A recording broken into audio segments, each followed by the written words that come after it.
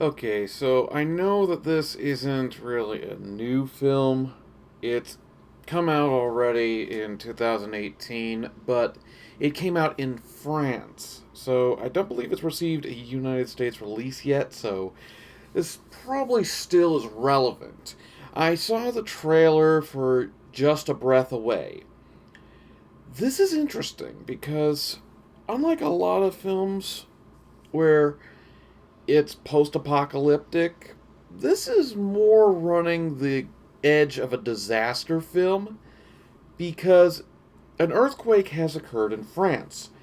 And with it, this noxious, toxic gas has just engulfed the whole city, but it only goes up to a certain level. Which, if you look at my thumbnail for this video, you'll notice that there are people standing on rooftops, and there's this fog or mist or whatever that's there. That's the gas. It goes up to almost the roof line of the houses in this city. And what's going on is there's this girl who's really sick and is in this chamber that filters out air because she is very sensitive to allergens and things like that, so she can't breathe air like we do. She needs to have it very carefully purified. She was in a house when this happened, and her backup battery kicked on because the power is now out in Paris. At least I believe that this is Paris. It might be a town that's really close to it because you can see the Eiffel Tower in the background of the thumbnail.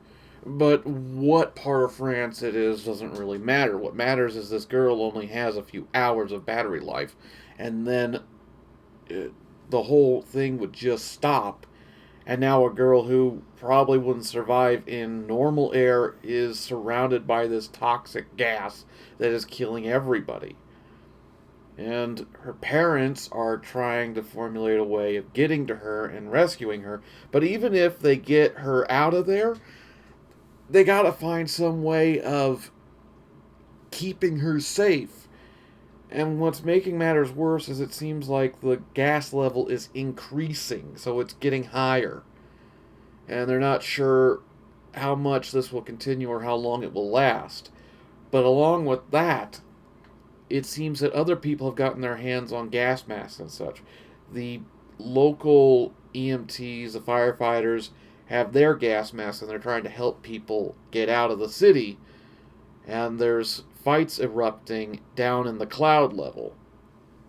Weird phrase to say, but adequate and accurate for this. It's interesting because you can't see very far in this fog.